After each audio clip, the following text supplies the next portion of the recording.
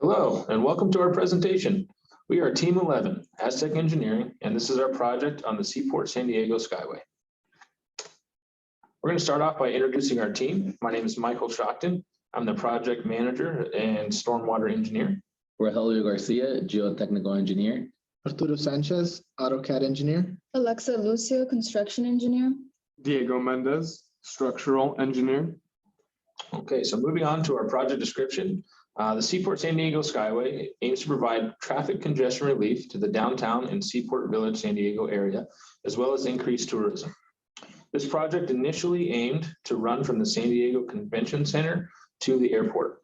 However, our firm's scope only includes a portion of this, running from Seaport Village to the B Street Pier, and will include 3 connecting tower foundations and a primary landing just north of the pier. Okay, now moving on to the site civil.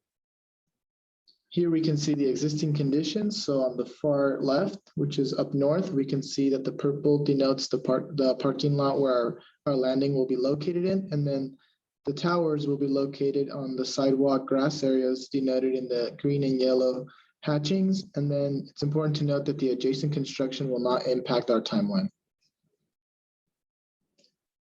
Here we can see the demolition plans, starting with the north landing, Tower 3, Tower 2, Tower 1.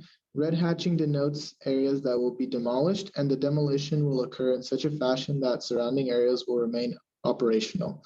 The images are moving in a north to south manner. The north landing will take out half of the parking lot so that the other half can remain operational. Tower 3 will take out an existing bench/rest area.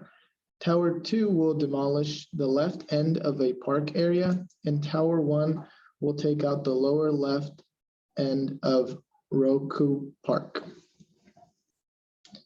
And then moving on to the grading plans, a site visit was made to analyze the fine grading. The entire area is finely sloping towards the ocean on the left. An assumption that the area is at sea level was made. However, a fine grading is being made to improve stormwater mitigation. Now moving on to the geotechnical. In accordance with the Port of San Diego, GeoCon conducted a preliminary geotechnical investigation approximately 5 blocks away from our project site and were referenced for the Seaport San Diego Skyway. The primary landing for the Seaport San Diego Skyway is located adjacent to the B Street Pier. There will also be 3 towers in between our 2 landings, and based on our preliminary report, we found these locations to be suitable for construction. The following explorations took place at the 4 different locations. The purpose of the boring logs is to investigate the characteristics and properties of the soil.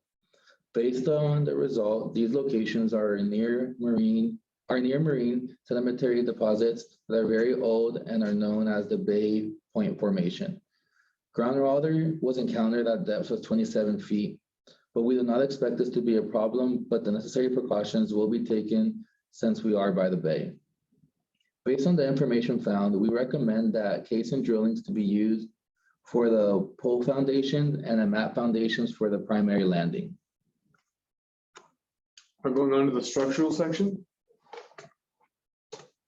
So the purpose of the structural section is making sure that we make the proper assumptions for the weight of the poles, the cable cars, the weight of the steel cables that serves as the track for these tramway cars. So I have worked closely with the geotechnical engineer Rogelio to determine the best design for our footing given our soil parameters. And it's also very key to understand the different forces applied on our footing/foundation to come up with the best design for a foundation. So our design approach, we have designed the foundations based off pole foundations. So they're circular as seen in the Mexicable gondola on the right. So in that scenario, they stick out approximately 12 feet above grade and go down around 15 feet below grade. We have used the geotechnical data and we have used software to design the foundations and make sure they're safe. We have followed all codes such as ACI 130. We are also going to determine the rebar size for the foundations. And we're going to, this whole design has been based off the Portland Aerial Tram, Lake Tahoe Heavenly Gondola, and Mexicable as seen on the right. And for the landing area, our foundation is a mat raft foundation. We have used the geotechnical data and software to design the foundation and make sure it's safe. And we have followed all codes. All right, so moving on to the stormwater section. Our design approach, we're going to start off by examining the existing conditions of our proposed site. We will propose new conditions, and then we'll examine those proposed conditions and recommend solutions. One other note is all proposed conditions are in compliance with the City of San Diego Drainage Design Manual. All right, so moving on to our existing conditions. It is assumed that this is level ground and at sea level. And again, we are only focusing on the north landing, which is just north of the Beach Street Pier, where cruise ships come to port. In our findings, we did notice that there was no storm drain existing in the immediate area. And the nearest storm drain is 65 feet just to the south. All right, so our proposed conditions. Our firm proposes implementing a curb and slotted inlet, which will feed into an 18-inch storm drain that will connect to the existing storm drain 65 feet south. And then using the data gathered for annual rainfall and runoff in the site area, we use the rational method to determine a minimum inlet area of 0.8 square feet. And with this proposed design, our stormwater system will achieve Envision Silver certification. Moving on to the construction aspect of the project, since our scope of work is limited to the design and construction of the tower foundations and landing foundation, our estimate and schedule is based only on that. For the construction schedule, we have included the pre-construction activities such as when the team was awarded the project and when we started working on the design aspects of the site civil, geotech, structural, stormwater, and construction.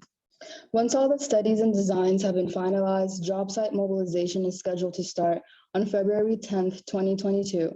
Our approach is to do the foundation of the towers and landing in phases. You can find a detailed phasing and logistics plan included in the submittal. Phase 1 will start off with Tower 1. We're going to start off with casing drilling, dewatering, placing the prefab rebar cages, and placing the concrete. Phase 2 consists of Tower 2, which will have the same sequence of activities as Tower 1. Phase 3 with Tower 3 is located on the sidewalk. Therefore, we're going to have to demo the sidewalk and then start with casing drilling and dewatering. Once the concrete has been poured and the rebar cage has been placed, we're going to move over to Phase 4 with the north landing. The north landing will be a mat foundation located on a parking lot in which we will have to demo, dewater, over-X, set rebar, formwork, and pour concrete. Once that's done, the project is scheduled for completion on August 22nd, 2022. Now we'll look at an overall summary of the estimate. Just like the schedule, this estimate is also based off only what has been designed.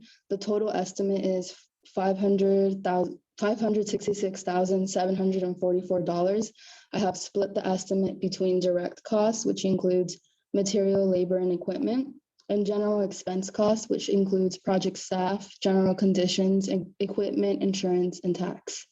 This was estimated using the 2018 building construction costs with RS means data. This concludes our presentation, and thank you for listening. Video. How long is